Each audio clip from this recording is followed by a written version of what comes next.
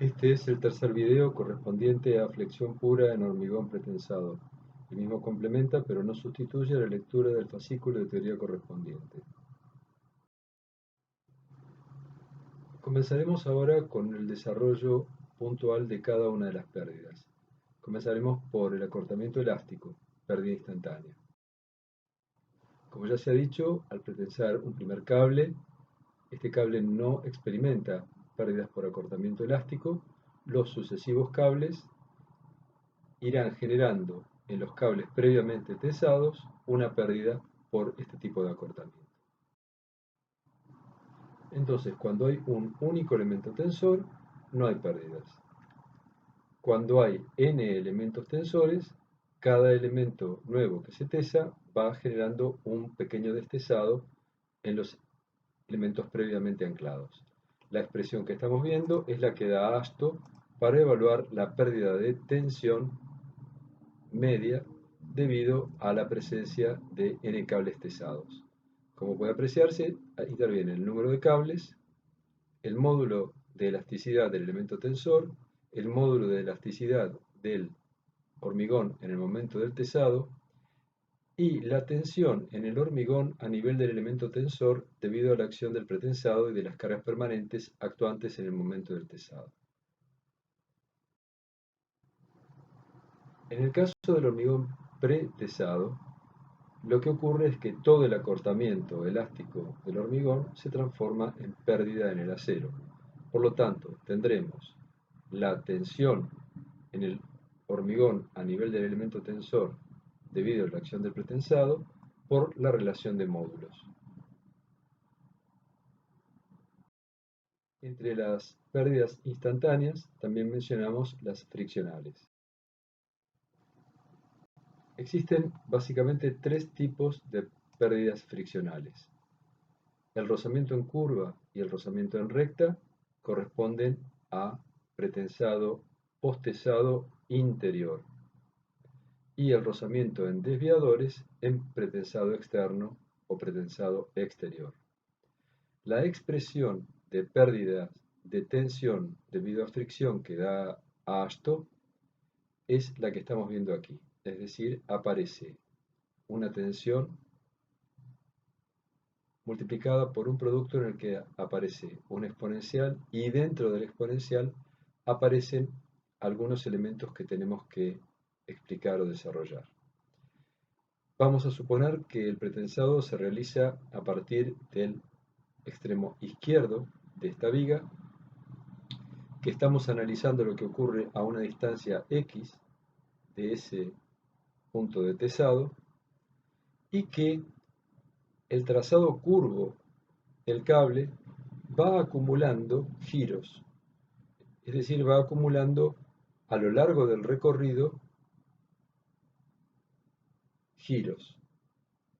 Y vamos a decir que además existe una pérdida por fricción en recta o pérdida parásita que se obtiene multiplicando la longitud recorrida por un coeficiente k y una pérdida en curva que se obtiene multiplicando el ángulo girado por un coeficiente mu. Los coeficientes k y mu son dados por los proveedores de los sistemas de pretensado. Esta ecuación que acabamos de ver puede linealizarse para la mayor parte de las aplicaciones prácticas, dado que los cables son particularmente chatos, particularmente esbeltos, es decir, tienen una relación pequeña entre la flecha F y la longitud L. Es importante decir que todos los gráficos que estamos viendo a lo largo de esta presentación están forzados en altura, es decir, que en general todos los elementos pretensados son mucho más esbeltos de los que aparecen graficados aquí. Entonces, mediante la aplicación de esta expresión, se pueden calcular las pérdidas por fricción a cualquier distancia del apoyo. Dado que los cables son muy planos, muy chatos, como acabamos de decir, la longitud del cable y la distancia horizontal son muy similares y se trabaja directamente con la distancia horizontal. Entonces, si uno mira qué es lo que pasa con las pérdidas por fricción a lo largo de un cable, observa que las mismas van creciendo, es decir, va decreciendo la fuerza en el cable a medida que nos alejamos del apoyo desde el cual estamos tesando, y que, por otra parte, las pérdidas no son constantes, sino que se concentran o son mayores en las zonas de mayor curvatura. En este caso, las zonas de mayor curvatura se ubican por encima de los apoyos internos. Como se comentó anteriormente, los valores de K y de mu vienen dados por los proveedores. Algunos reglamentos también dan valores orientadores. La primera tabla que encontramos aquí pertenece a un proveedor, la segunda tabla al CIRSOC 20105. Si se las compara con cuidado, se observará que no son exactamente iguales. Otras pérdidas instantáneas son los corrimientos de anclaje. En el caso de los elementos pretesados pueden compensarse dando un poco de tensión adicional. En el caso de los elementos postesados, estos corrimientos de anclaje producen pérdidas, que como veremos tienen algunas particularidades. En primer lugar, diremos que los sistemas comerciales tienen corrimientos de anclaje que van entre 2 y 10 milímetros, pero un valor que reconocen muchos sistemas comerciales es de unos 6 milímetros. Estamos viendo aquí también que las cuñas en el interior tienen un sistema ranurado para aumentar la fricción entre el elemento tensor y la cuña y disminuir el deslizamiento relativo. Pero en definitiva siempre se producirá un corrimiento de las cuñas y un pequeño deslizamiento relativo del cable que deben ser tenidos en cuenta como pérdidas. Entonces, si pensáramos el problema, como lo hemos visto hasta ahora, como un problema exclusivamente de fricción, tendríamos una variación, aquí es bastante exagerada, de la tensión del cable en el interior de la vaina. Pero ¿qué es lo que ocurre? En algún momento nosotros vamos a tener el retroceso de anclaje y tendremos que ver cómo lo valoramos. Para eso lo que hacemos es linealizar absolutamente la pérdida y decir que para una distancia L tendremos una pérdida delta PF que expresaremos directamente como la tensión inicial por una pendiente, que es esta que hemos deducido aquí, por la longitud. En definitiva, hemos linealizado totalmente el problema. Bueno, en el momento en que aflojamos el gato, las cuñas producen en su entorno una cierta pérdida, que es esta que está aquí, pero la fricción va a tender a evitar que el cable se deslice hacia adentro. Y a una cierta distancia X de la zona de anclaje, el cable ya no deslizará más hacia adentro. Por lo tanto, de ahí en adelante tendremos las pérdidas originales. En definitiva, esto se traduce en que las pérdidas por corrimiento de anclaje tienen una zona de acción bastante acotada que con frecuencia no llega a los sectores más solicitados de la viga y por lo tanto no tienen un impacto sobre el pretensado necesario en esa zona. Ahora bien, tenemos que determinarlo, tenemos que determinar cuánto vale esa pérdida por el corrimiento en el anclaje o el retroceso en el anclaje y además qué longitud se ve afectada por ello. Entonces tenemos que esta pérdida delta FP0 es igual a la tensión de anclaje por 2P por X. Pero, ¿cuál es el problema? No sabemos X y no sabemos delta FP0 y por lo tanto el problema está indeterminado en este momento. Ahora bien, sí sabemos cuál es el corrimiento porque nos lo da el proveedor. Y sí sabemos que ese corrimiento lo podemos calcular como el acortamiento que sufre el cable en esta longitud X. Como sabemos que la pérdida de tensión es máxima en el apoyo, en la zona en que hemos efectuado el anclaje, y es nula a la distancia X, tendremos que la variación de longitud puede calcularse como la tensión, en este caso la pérdida de tensión en el extremo, por la tensión media. Y por lo tanto, aplicando la ley de Hooke, tenemos ahora que delta P0 y X están relacionados con delta. Como tenemos la ecuación anterior para el cálculo de delta Fp0, podemos reemplazar y ahora nos queda como incógnita solamente X.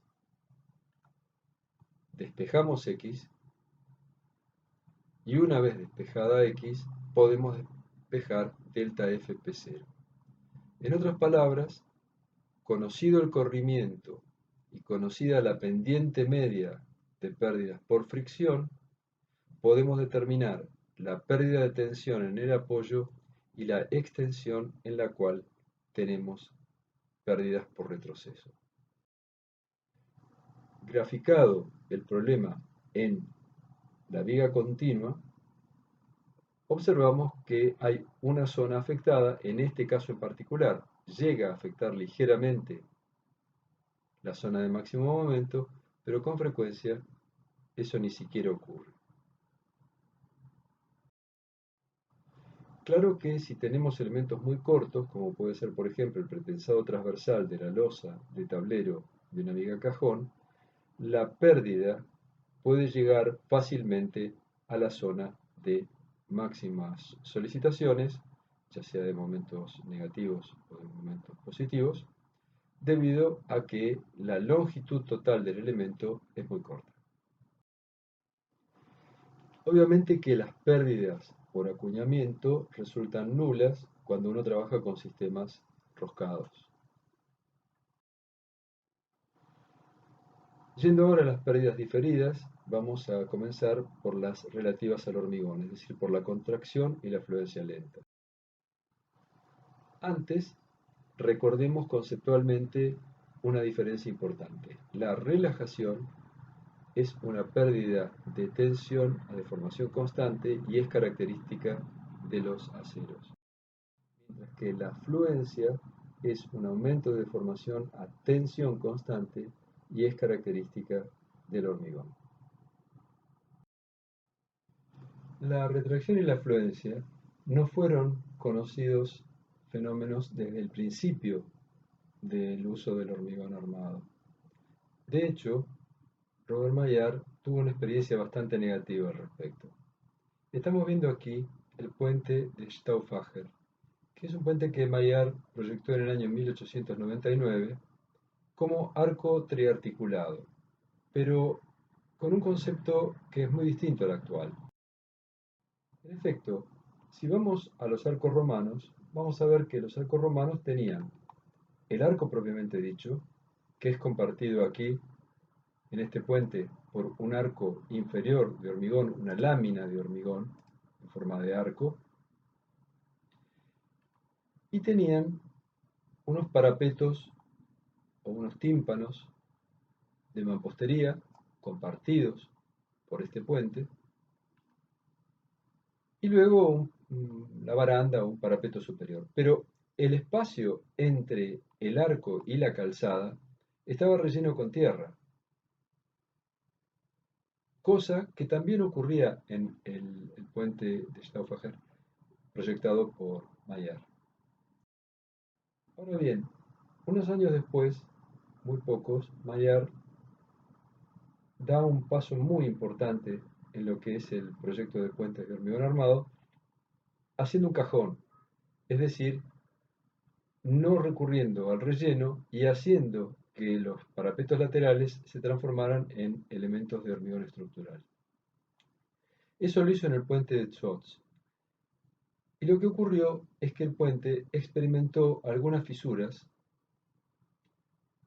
en los paramentos verticales que daban a la zona más asoleada del puente. Eso a Maillard le ocasionó una gran cantidad de inconvenientes que lo llevaron, en un proyecto posterior, a eliminar directamente esas zonas, dando lugar a una tipología estructural que lleva su nombre, es decir, arcos triarticulados Maillard.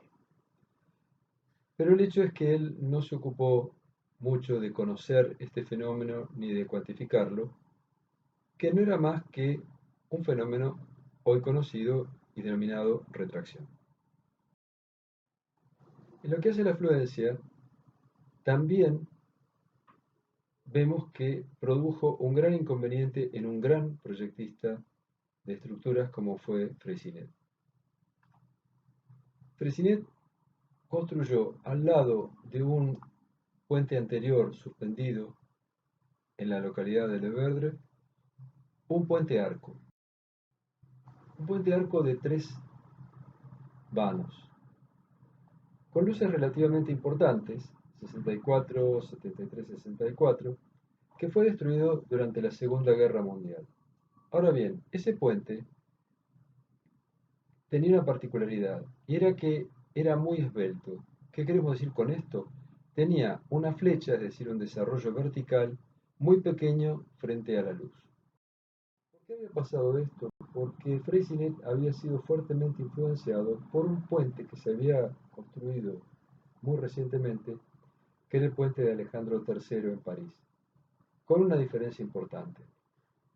El puente de Alejandro III era un puente metálico, es decir, estaba construido con un material que no experimentaba fluencia. Pero en ese momento la fluencia no era un fenómeno conocido en el hormigón. Al cabo de prácticamente un año, el puente de Leverdre había experimentado un descenso en la clave de 13 centímetros. Su esbeltez era bastante similar a la del puente de Alejandro III, es decir, una esbeltez muy alta para un arco de hormigón. ¿En qué se traduce esto? En fuertes compresiones. Y esas fuertes compresiones hoy sabemos que terminan asociadas a fuertes efectos de influencia. Freycinet había tenido un anticipo de que algo estaba ocurriendo porque había hecho un pequeño arco de prueba, bueno, digamos, pequeño, relativamente pequeño porque tenía 50 metros de luz, y ese arco le había permitido medir las tensiones en un tensor inferior y había llegado a la conclusión de que había variación en esas tensiones, en teoría inexplicable. Bueno, el hecho es que Freycinet en el puente que construyó tenía que salir de ese problema y lo que hizo fue lo siguiente. Esos puentes, esos arcos, tenían la clave abierta, es decir, los arcos estaban en contacto, pero no había continuidad allí, estaban cortados. Y de hecho tenían unos buches en los cuales Freycinet había alojado unos gatos que durante la construcción le habían permitido levantar la clave para sacarlos encofrados sin desarmarlos. Entonces, el punto es que él ya sabía que aplicando los gatos allí podía levantar los arcos. Y es efectivamente lo que hizo. Él alojó gatos en esos buches, levantó los arcos hasta la posición inicial y los recalzó. Eso fue suficiente, dado que la fluencia sabemos que se desarrolla fundamentalmente en las primeras épocas, eso fue suficiente para salvar su estructura de una falla progresiva. Freycinet estudió luego el fenómeno este con mucho cuidado y eso le permitió, junto a la valoración de la retracción, entender por qué habían fracasado los experimentos hasta ese momento relativos a pretensar. Habían fracasado por las pérdidas. Ashto tiene estas expresiones para la valoración de la contracción y de la fluencia lenta. Como vemos, están dadas por una cantidad grande de coeficientes y en ellos interviene, entre otras cosas, el tiempo. Decimos entre otras cosas porque interviene la humedad relativa, la resistencia del hormigón y el tiempo desde la carga. Pero además interviene un cociente que denominamos espesor ficticio, que se obtiene dividiendo el volumen de la pieza por su superficie exterior. ¿Qué concepto hay detrás de esto? Que los fenómenos relacionados con la fluencia lenta y la contracción están asociados con movimientos del agua dentro de la masa de hormigón. Entonces, cuanto mayor sea la humedad relativa, menores serán estos efectos. Y cuanto menor sea el recorrido que tenga que hacer el agua desde el interior de la masa hacia el exterior, mayores serán estos efectos. Este es el concepto que se ve reflejado en el espesor ficticio. Este cociente nos dice qué tan largo o qué tan corto es el recorrido que tiene que hacer el agua para salir del elemento. Faltarían entre las pérdidas diferidas la relajación. En la actualidad, los aceros para pretensado están sometidos a un tratamiento termomecánico que baja mucho las pérdidas por relajación. Aquí estamos viendo la influencia que tiene ese tratamiento en las pérdidas por relajación. Las pérdidas por relajación están dadas por los fabricantes de acero a tiempos determinados. Por ejemplo, un fabricante de acero podrá decirnos que su acero a una determinada temperatura, luego de 1000 horas de estar cargado, experimenta tal pérdida por relajación. Ese valor es un valor que está estipulado en los reglamentos y que permite, al estar normalizado, permite utilizar expresiones para determinar las pérdidas por relajación a tiempo infinito, que es el tiempo que a nosotros nos interesa, es decir, un tiempo suficientemente largo como para que la evolución de las pérdidas se pueda suponer como ya finalizada. Esta es entonces la expresión que da a Ashto para cuantificar estas pérdidas.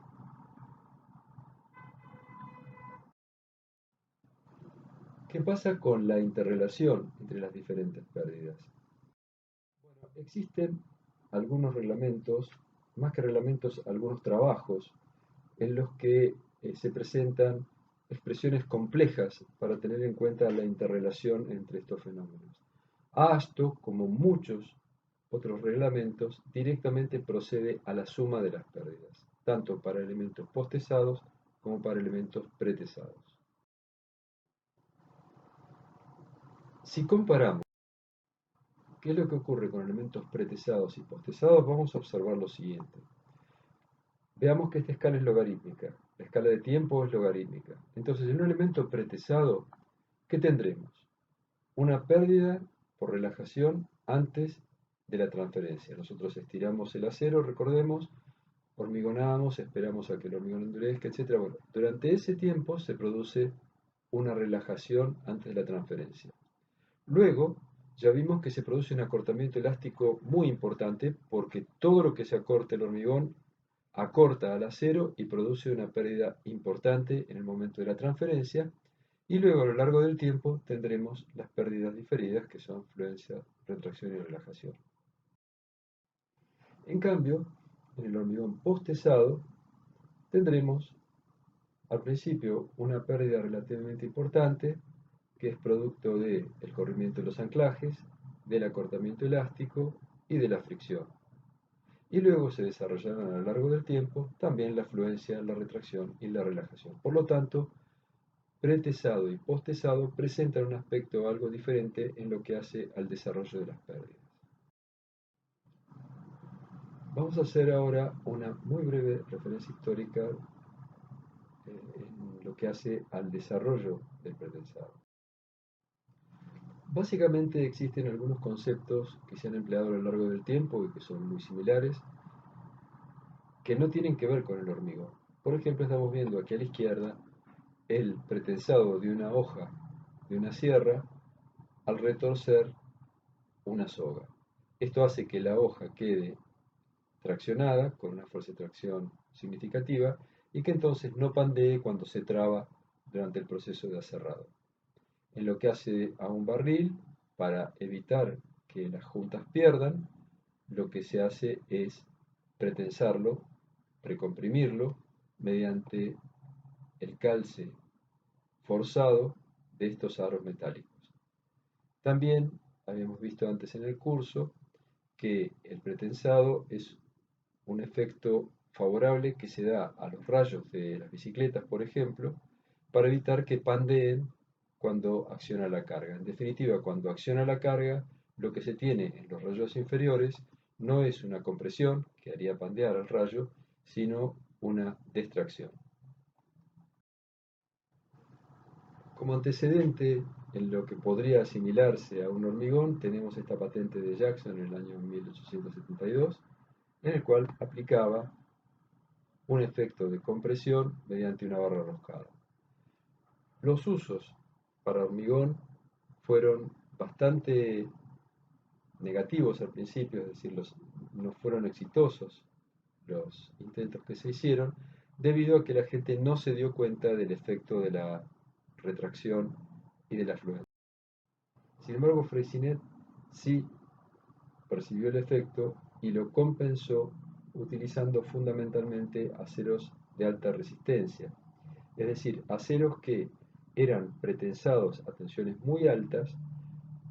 Obviamente, estos aceros no podían impedir la existencia de la fluencia y la retracción, pero porcentualmente las pérdidas que le infligían la contracción y la fluencia frente a la tensión total, es decir, en términos porcentuales, eran pequeñas. Por lo tanto, lo que quedaba, es decir, como tensión remanente, era suficientemente importante como para que el efecto de pretensado fuera considerado a lo largo del tiempo, es decir, fuera efectivo a lo largo del tiempo. Freycinet arrancó su carrera haciendo postes huecos pretesados para líneas de electricidad, pero la crisis del año 30 hizo que su emprendimiento comercial fracasara. Tuvo otras ideas muy interesantes, como los denominados gatos chatos o gatos planos, que son elementos de chapa que pueden ser inflados con aceite o con lechada de cemento. Si se los inyecta con aceite, pueden levantar y luego volver a bajar una cierta carga, y si se los inyecta con lechada y la lechada se la deja endurecer, en definitiva se habrá levantado el elemento en forma permanente.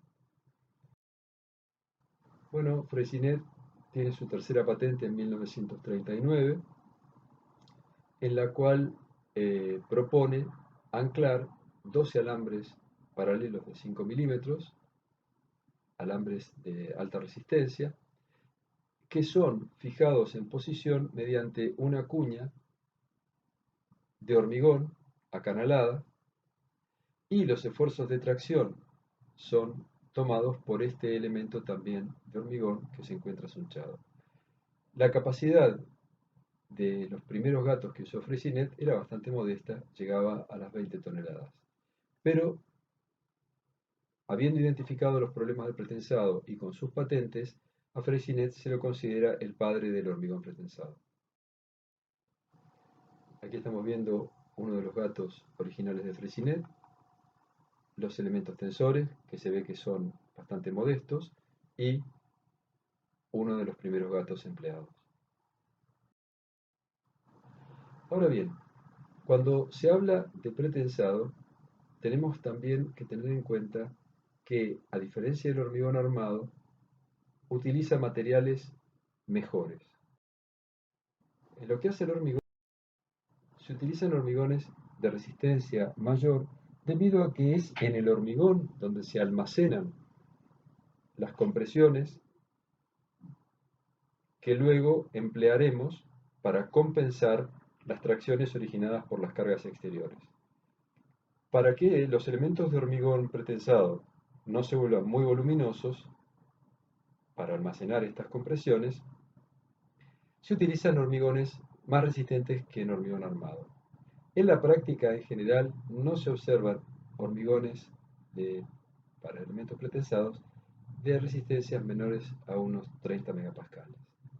También los reglamentos establecen límites de uso para hormigones pretensados que son un poco superiores a los que se emplean en hormigón armado convencional.